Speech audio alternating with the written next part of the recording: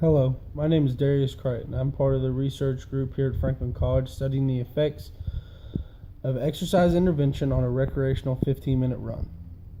We chose this study due to the fact that there's so many out there, but none have really tested whether or not music has a direct impact on recreational running. Our participants population, we chose swimmers and non-athletes. Our non-athletes were chosen based off out-of-season sport and whether or not they participated in at least 30 to 60 minutes of physical activity per day. In this study, we're looking to look at our hypothesis to find out if it is correct or not, whether or not non-athletes perceive they are working harder than the athletes would in a 15-minute run based off their heart rate and RPE, which is rate of perceived exertion. In this study, we chose to use Bluetooth wireless headsets, and that way we would control the music instead of using a wire headset and having the participant hold a phone and put in headphones. We chose to do this to try to eliminate a limitation factor of having the participants not only control the music but have to hold a phone in their hand while they're running. We wanted to keep our focus strictly on whether or not the participants could just run and listen to the music and not have to worry about anything else besides reporting their heart rate and rate of perceived exertion, which was reported every 2 laps.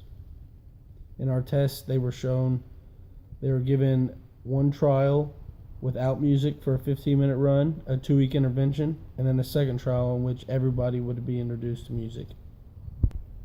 One of our limitations that we did not consider when starting this study was the effect that previous workouts would have on our participants during the run.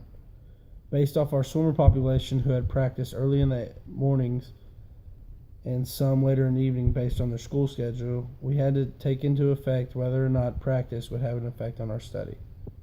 Because the swimmers had practiced so early in the morning, we decided to test most of the non-athlete population throughout the school day and the swimmers late in the evening. Therefore, they would have the best chance of being recuperated in order to run our 15-minute test.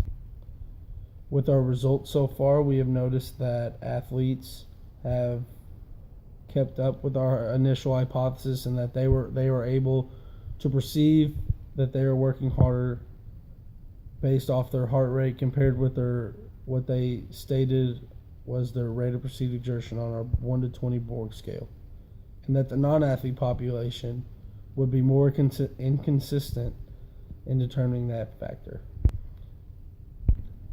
We expect the results to show as we continue through our last 2 weeks of our study that this will be still consistent, and that our athletes' heart rate and rate of perceived exertion will be more correlated than the non-athletes population. If we were to repeat this study as a group, I think some of the things we would change would be our selection of music. We have noticed, based off changing the tempo of some of the songs, that our participants dislike the music choice that we have selected.